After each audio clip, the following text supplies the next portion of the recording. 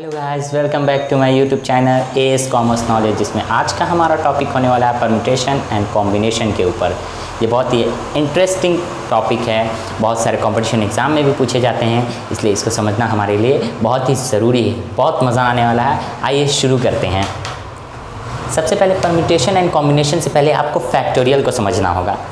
Factorial का sign ये होता है, ओके। आइए इसकी डेफिनेशन को देखते हैं। The product of N integer and all the integers below it, यानी एक इंटीजर है उसका प्रोडक्ट और सारा प्रोडक्ट क्या होगा, बिलो। मतलब प्रोडक्ट का मतलब जो भी नंबर हम लेंगे उससे प्रोडक्ट मीन्स मल्टीप्लाई। अब उसको जिस नंबर से भी मल्टीप्लाई करेंगे वो उससे कम होगा, यानी एक एक कम होता जाएगा, ओके। तो आइए देखते हैं। जैसे एग्जांपल हमने लिया 4 फैक्टोरियल। 4 फैक्टोरियल प्रोडक्ट देंगे मल्टीप्लाई, उससे कम जो इंटीजर है हमारा 4 फैक्टोरियल मीन्स जो इंटीजर गिवन है उससे नीचे प्रोडक्ट क्या होगा, ऑल द इंटीजर्स बिलो 8, यानी 3 से मल्टीप्लाई होगा उससे कम है, फिर 2 से मल्टीप्लाई होगा ये भी उससे कम, एक एक कम होता जाएगा। 4 into 3 into 2 into 1 is equal to 24। उसी तरीके से 5 फैक्टोरियल है, मीन्स 5 इंटू 4 इंटू 3 इंटू 2, देख रहे हैं आप एक एक कम होता जा रहा, ओके। इसका आंसर क्या आ जाएगा, इक्वल 120। अगर 5 फैक्टोरियल है मीन्स 120 उसका आंसर हो जाएगा। 6 factorial, 6 into 5 into 4 into 3 into 2 into 1 is equal to 720। देख रहे हैं ना आप, समझ में आ रहा क्या हो रहा है, उसमें एक एक नंबर से कम होता जा रहा है और वो नंबर उससे मल्टीप्लाई होता जा रहा। चलिए इसका 7 फैक्टोरियल जल्दी से आप लोग निकाल के दिखाइए फटाक से। क्या लिखेंगे हम लोग,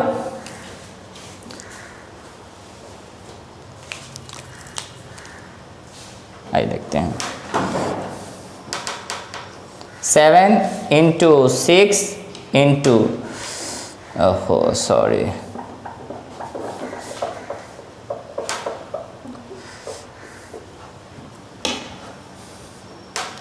क्या लिखेंगे, 7 into 6 into 5 into 4 into 3 into 2 into 1 is equal to, इसका आंसर बताइए फटाक से। इसका आंसर होगा 5040, 5040 आंसर, ओके। समझ में आया कैसे, 7 इंटू 6 इंटू 5 इंटू 4, देख रहे हैं एक एक कम होता जा रहा, लास्ट 1 तक एंड कर देना, निगेटिव में नहीं जाएंगे, 1 तक, ओके। तो कितना आया, 5040 आएगा, ओके। उम्मीद है फैक्टोरियल आपको समझ में आ गया होगा। फैक्टोरियल समझना हमारे लिए बहुत ज़रूरी था, क्योंकि आगे जो क्वेश्चन बनाएंगे उसमें ये फैक्टोरियल आएगा हमारे सामने, इसलिए हमको फैक्टोरियल को जानना बहुत ही ज़रूरी था। अब आइए आगे बढ़ते हैं परम्यूटेशन एंड कॉम्बिनेशन में। सबसे पहले हम जानेंगे कॉम्बिनेशन के बारे में, तो आइए शुरू करते हैं। अब कॉम्बिनेशन समझते हैं क्या होता है कॉम्बिनेशन। कॉम्बिनेशन की डेफिनेशन देखते हैं।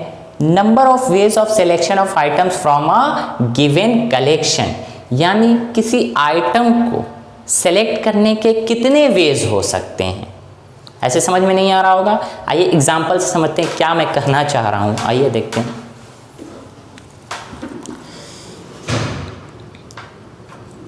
Let A B and C are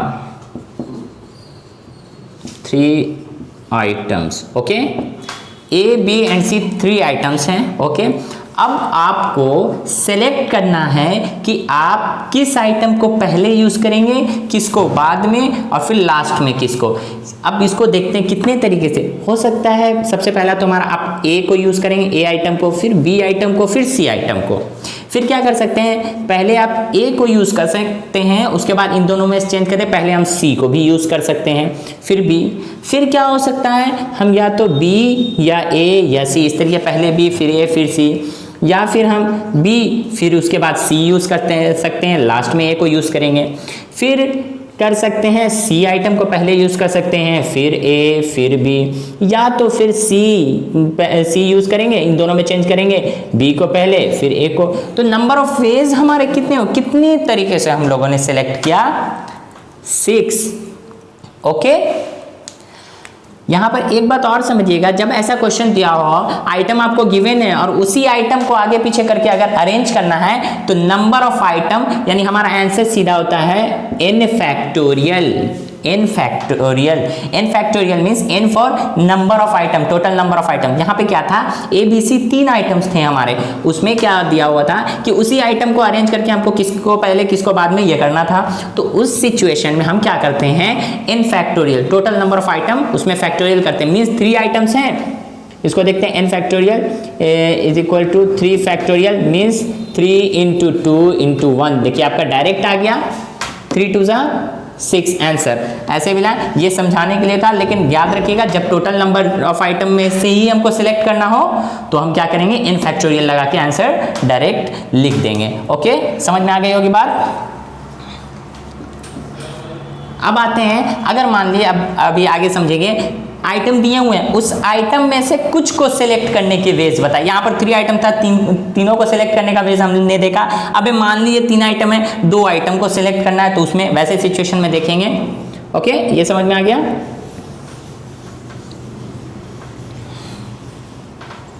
देखिए फॉर्मूला होता है आपका कॉम्बिनेशन का, NCR, हम उसको लिखते हैं n कॉम्बिनेशन R। इसमें हम समझेंगे n क्या है, R क्या है।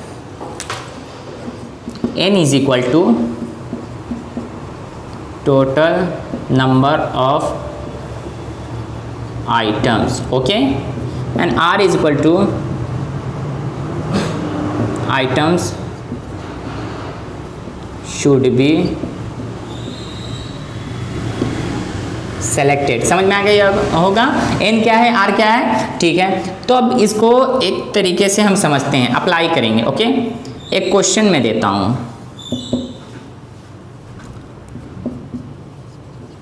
How many ways to select 4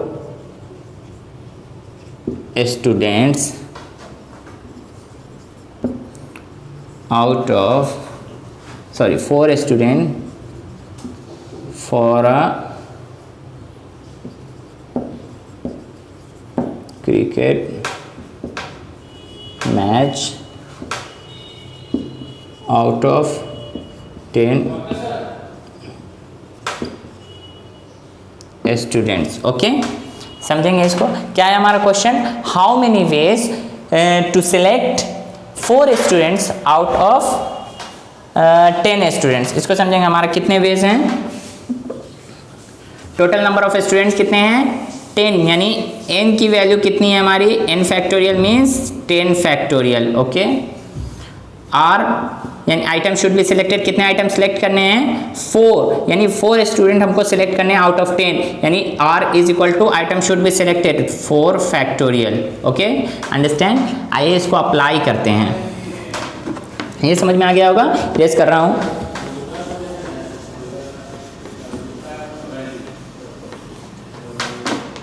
definition समझ में आ गया है, इरेज कर देता हूँ।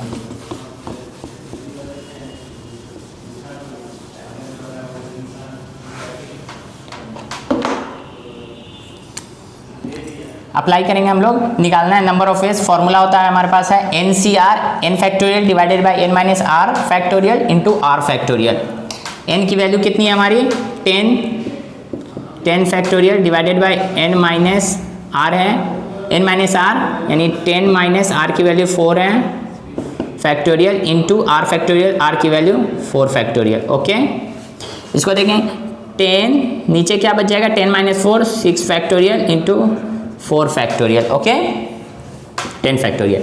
अब क्या करते हैं हम, ऐसे सिचुएशन बड़े वाले नंबर को तोड़ेंगे, बड़े वाला नंबर यानी 10 को हम ब्रेक करेंगे, तो 10 इंटू 9 इंटू 7 नहीं 8 इंटू 6 7 इंटू 6 और यहाँ पर फैक्टोरियल लगा के रुक दें। फैक्टोरियल लगाकर हम कहीं भी रुक सकते हैं। सपोज दैट एग्जांपल, अगर 4 फैक्टोरियल है इज इक्वल टू 4 इंटू 3, मेरा मन है यही रुकने का, हम यहीं रुक सकते हैं। ओके, यहाँ पर हम 6 फैक्टोरियल रुक गए, क्यों रुके, ये 6 फैक्टोरियल था, 4 फैक्टोरियल था, ये 6 फैक्टोरियल हम ऐसे कट कर सकते हैं। अगर न्यूमरेटर और डिनोमिनेटर सेम नंबर हो फैक्टोरियल के साथ तो हम कट कर सकते हैं, अदरवाइज नहीं कट कर सकते हैं। अगर अलग अलग नंबर होगा, मीन्स अगर 10 फैक्टोरियल डिवाइडेड बाई 4 फैक्टोरियल है तो इसको 2 2 जा 4, 2 फैक्टोरियल एंड 5 फैक्टोरियल हम नहीं कर सकते हैं। ओके, बोथ नंबर सेम होने चाहिए, यानी ये 6 था तब 6 कट हो गया। अब ये 4 फैक्टोरियल क्या लिख सकते हैं, ये हुआ हमारा 10 into 9 into 8 into 7 divided by ये क्या 4 को ब्रेक करेंगे 4 इंटू 3 इंटू 2 इंटू 1, 2 4 जा 8, 4 1 जा 4, 3 3 जा 9, means answer is equal to 210। 210 ways है हमारे पास सेलेक्ट करने के। 10 स्टूडेंट में से 4 स्टूडेंट किसको हम सिलेक्ट कर सकते हैं। मान लिए 10 का अलग अलग नाम है, कुछ भी आप किसको सिलेक्ट करेंगे, कितने वेज हैं, तो उसको इस फॉर्मूले से हम निकालते हैं। Okay, understand. मतलब कॉम्बिनेशन आपको समझ में आ गया होगा। तो हम बढ़ते हैं अपने अगले टॉपिक पर, परम्यूटेशंस। ओके, आइए समझते हैं। परम्यूटेशन की डेफिनेशन को पहले देखते हैं। Ways of arrangement of selected items. अभी हमने कॉम्बिनेशन में क्या सीखा था कि सिलेक्शन ऑफ आइटम को हम पहले सिलेक्ट करते हैं, तो हमने सिलेक्ट करने के वेज तो देख लिए। अब क्या करना है, उन सिलेक्टेड आइटम को अरेंज करना है। आई समझते हैं इसको क्या। मान लिया हमारा वहां क्वेश्चन क्या था, 4 स्टूडेंट सिलेक्ट करने थे क्रिकेट मैच के लिए। ओके, कितने में से 10 में से, तो हमने सिलेक्ट कर लिया। अब उसके बाद वो जो 4 सिलेक्ट हमने कितना किया 4, अब उनको हम किस तरीके से अरेंज कर सकते हैं। कहने का मतलब कि मान लीजिए 4 स्टूडेंट थे क्रिकेट मैच के लिए, तो आप किसको पहले उतारना चाहेंगे, किसको बाद में, फिर उसके बाद कौन खेलेगा, उस तरीके से वो हुआ अरेंजमेंट हमारा। हमारे पास कितने वेज हैं कि उन सेलेक्टेड स्टूडेंट को हम अरेंज किस तरीके से। या मान सकते हैं 10 में से आपने 4 स्टूडेंट 3 स्टूडेंट चुने, आपको उन्हें प्राइज देना है, तो आपके पास कितने वेज हैं कि आप किसको फर्स्ट प्राइज देंगे, किसको सेकंड प्राइज देंगे एंड किसको थर्ड प्राइज देंगे। ये हमारा होता है permutation. Permutation means arrangement of selected item. जो आइटम्स हमने सेलेक्ट किए हैं उनको अरेंज करना हमारा क्या कहलाता है, परम्यूटेशन। ओके, परम्यूटेशन को हम क्या लिखते हैं, NPR। इसका फॉर्मूला होता है n factorial divided by n minus r factorial. देखिए ये भी कहां से आया, हमने बताया कि परम्यूटेशन क्या है, अरेंजमेंट ऑफ सिलेक्टेड आइटम। ये फॉर्मूला जो है ना, सिलेक्शन इनटू अरेंजमेंट से आया। परम्यूटेशन को हम लोग बोलते हैं selection into arrangement. Okay, selection का हम लोग फॉर्मूला जानते हैं, सिलेक्शन मींस कॉम्बिनेशन से आया सिलेक्शन। यानी NCR क्या लगाते थे, n factorial divided by n minus r factorial, ठीक है ना, इंटू r फैक्टोरियल, ये लगाते थे। अरेंजमेंट हमने आपको पहले बताया था वीडियो के स्टार्टिंग में कि अगर आइटम्स गिवन है और उसी में से चुनना है तो हम क्या करते हैं, n फैक्टोरियल लगाते हैं या r फैक्टोरियल भी लगा सकते हैं। वहां पर n और r क्या होता है, सेम। r हम समझ चुके हैं, आइटम शुड बी सिलेक्टेड। तो वहां जो आइटम हम सिलेक्ट कर रहे थे, 3 आइटम्स थे हमारे ABC। ओके, 3 आइटम्स थे ABC, उसी में से सिलेक्ट करना था हमको, था ना।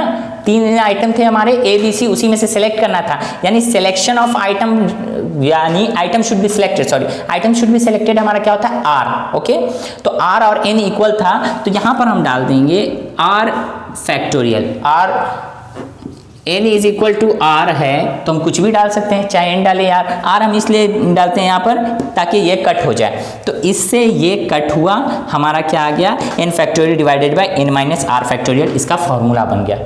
Okay, permutation means selection into arrangement. आपको अरेंज करना है, किसी को प्राइज देना है, आप पहले बच्चे तो सिलेक्ट करेंगे ना, उसमें से उसको सिलेक्ट करने के बाद आप ये सोचेंगे कि किसको फर्स्ट प्राइज देना है, किसको सेकंड, किसको थर्ड। पहले हमारा पहला केस क्या है, सिलेक्ट करना है। सिलेक्ट करेंगे नहीं तो प्राइस कैसे हम डिसाइड करेंगे, किसको फर्स्ट, किसको सेकंड, किसको थर्ड। तो सबसे पहला काम आता है हमारा सिलेक्शन, फिर आता है अरेंजमेंट। ओके, ये बात समझ गए, इससे यहाँ आया। तो हमारा क्वेश्चन क्या था, इसको फॉर्मूले पर हम अप्लाई करते थे। मान लिए 10 स्टूडेंट थे, वहाँ 10 स्टूडेंट थे हमारे, 4 स्टूडेंट सेलेक्ट किया हमने क्रिकेट मैच के लिए। कितने वेज हैं कि हम किसको पहले खिलाएं, किसको बाद में, फिर उसके बाद किसको। तो फॉर्मूले पे अप्लाई करेंगे। हमारी n की वैल्यू वहाँ पर कितनी थी, टोटल नंबर ऑफ स्टूडेंट 10 थे, n इज इक्वल टू 10, यानी n is equal to 10। Okay, फिर r की वैल्यू कितनी थी, r की वैल्यू थी 4। ओके, तो अब फॉर्मूले पे अप्लाई करते हैं हमको, यानी सिलेक्शन इनटू अरेंजमेंट वेज निकालना है। तो फॉर्मूला है हमारा n factorial divided by n minus r factorial, ये फॉर्मूला है। n factorial means 10 factorial divided by n minus r, n minus, Arshad खोल दो तो गेट जाके देखो कौन है, n माइनस r यानी कि n 10 minus 4 factorial. Okay, means 10 factorial को ब्रेक करेंगे, 10 इंटू 9 इंटू 8 इंटू 7 इंटू 6 पर रुक जाएंगे, क्योंकि नीचे हमारा क्या बचेगा, 6 फैक्टोरियल। ओके, तो 6 से 6 को कट कर दिए, अब इसको मल्टीप्लाई करेंगे, जो हमारा आंसर आएगा कितना आ जाएगा, 10 9 जा 90, 98 जा 720, 720 इंटू 7 5040, इतने वेज हैं उसको अरेंज करने के। उम्मीद है आपको समझ में आया होगा, समझ में आ गया होगा।